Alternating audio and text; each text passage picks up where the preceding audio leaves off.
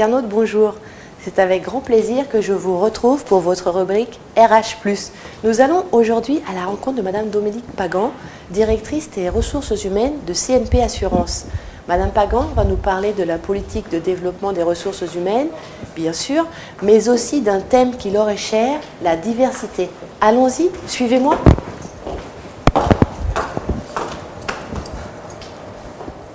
Madame Pagan, bonjour.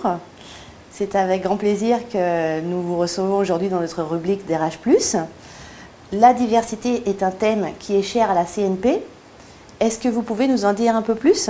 Alors CNP Assurance, qui est une entreprise publique filiale du groupe Caisse des Dépôts, a un engagement très ancien sur la diversité. On a commencé en 1995 par un accord sur l'insertion des personnes en situation de handicap. Puis on a agi sur deux thèmes, la carrière des représentants du personnel et l'égalité homme-femme.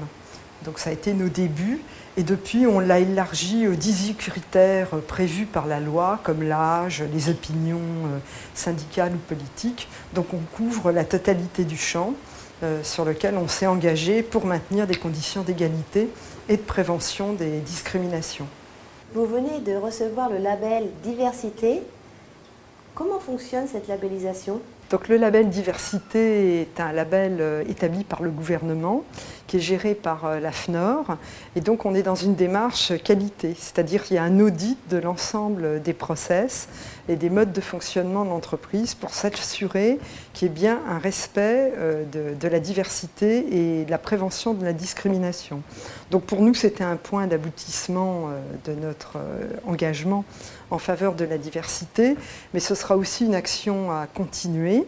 Il y a d'ailleurs un club des labellisés qui s'est créé pour aider les personnes qui voudraient, les entreprises qui voudraient postuler à ce label, et aussi un petit peu comme conseil auprès du gouvernement sur les orientations pour améliorer la prévention des discriminations.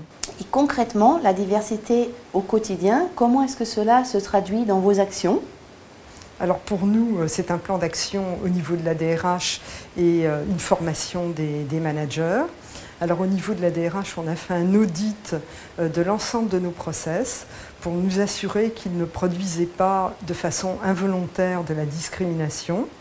Et partant de là, on a construit un plan d'action pour remédier aux points qui pouvaient poser problème. On a notamment revu la totalité de notre process de recrutement avec ce qu'on appelle la méthode des entretiens structurés, qui fait qu'il y a une grille de questions qui est partagée par les recruteurs. Et ceci s'assure, par exemple, qu'ils ont bien posé les mêmes questions à l'ensemble des candidats pour ne pas créer une inégalité au niveau des entretiens d'embauche. Quelles sont les évolutions que vous prévoyez pour le futur ?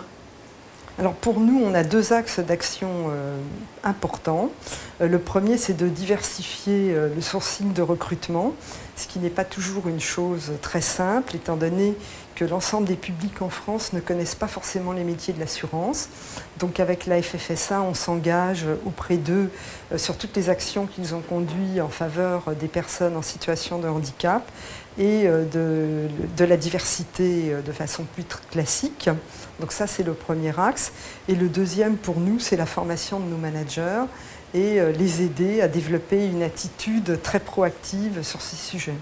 Madame Pagan, je vous remercie de vos réponses.